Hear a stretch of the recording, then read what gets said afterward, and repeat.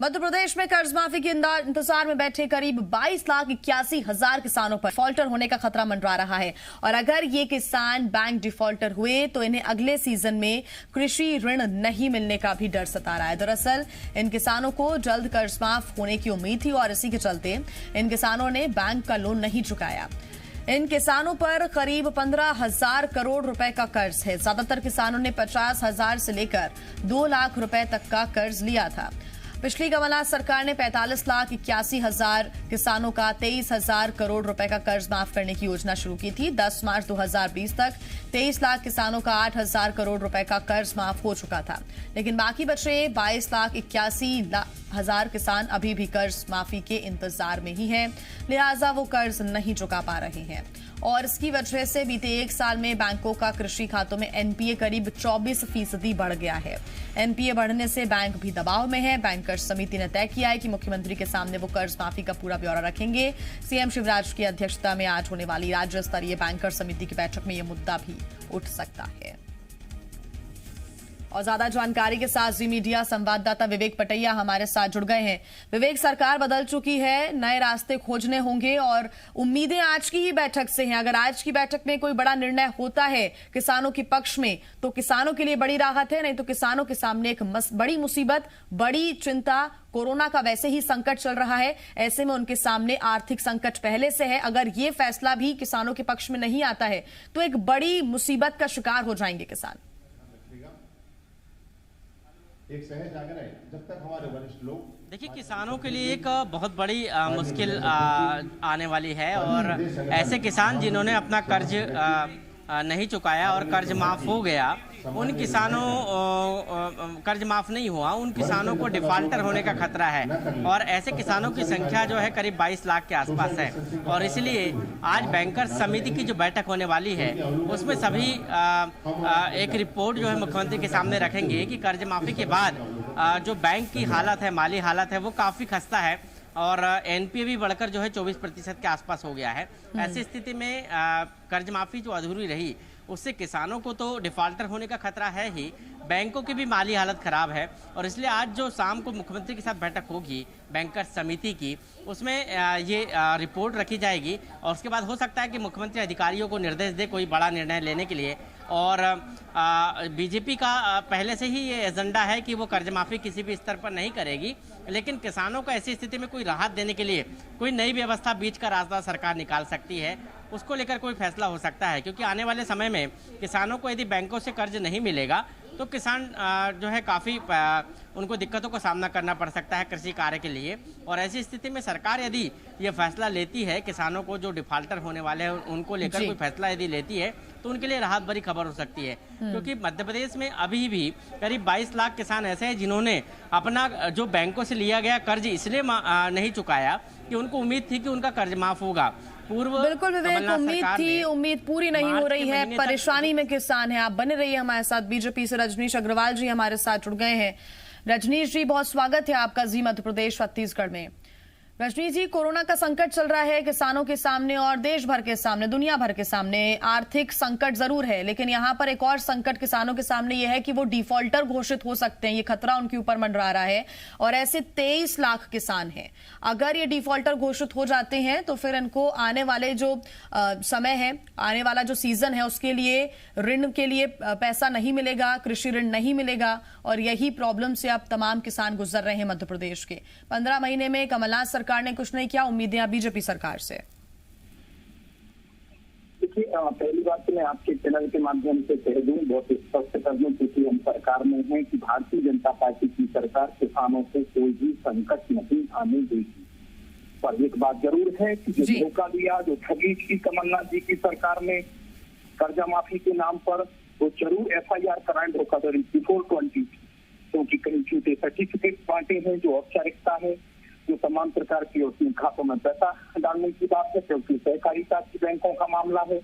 जो बैंक है वो स्वायत्त बैंक होती है, उनको पैसा नहीं लिया गया, पैसा नहीं डाला गया, झूठे सर्टिफिकेट अपनी फोटो लगाकर डाले गए। FIR करवाएं, न्यायालय में मामला जाना चाहिए, न्यायालय दूध का दूध पानी का पानी कर देगा।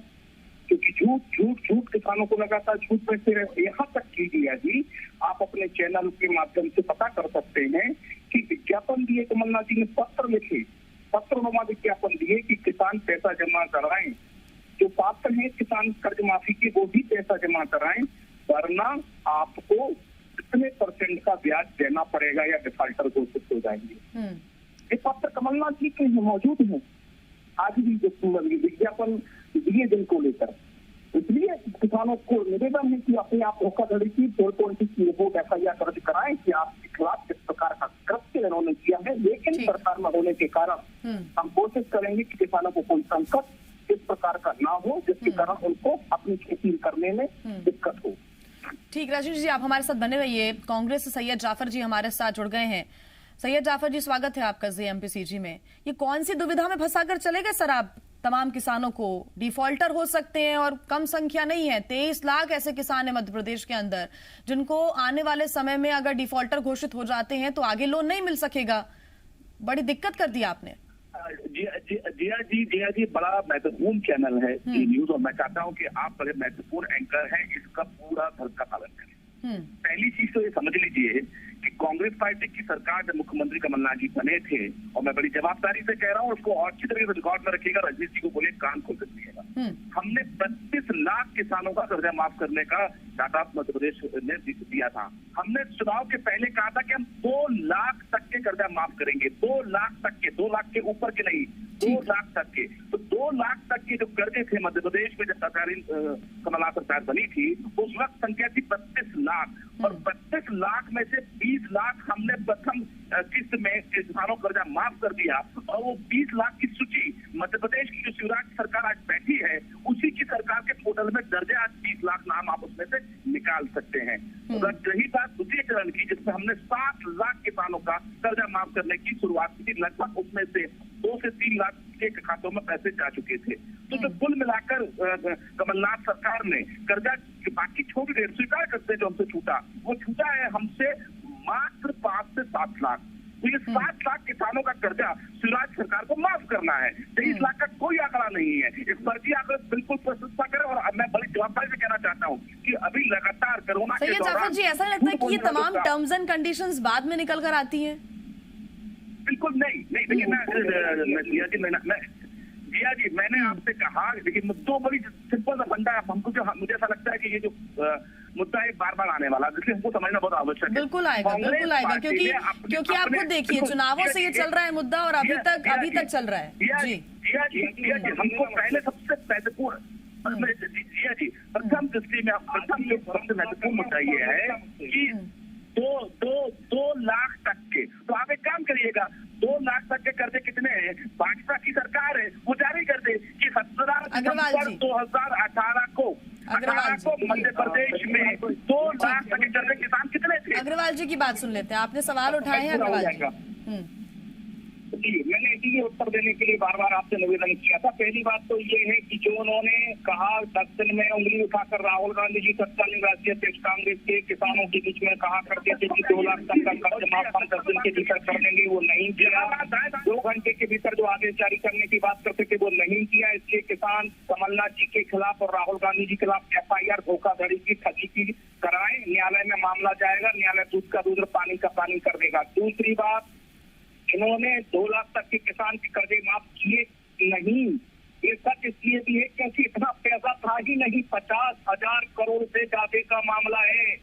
जब खजाने में नहीं था, आपकी बजट में ही बंदोबस्त नहीं था उसका, तो करेंगे कहाँ से, हुआ कहाँ से? अग्रवाल जी उस समय भी बीजेपी ने सवाल उठाए थे इस चीज पर, और आपको याद होगा कि शिवराज सिंह चौहान के आवास पर पूरे बंडल के बंडल लेकर पहुंचे थे कि ये प्रमाण पत्र है, वो भी झूठे थे क्या?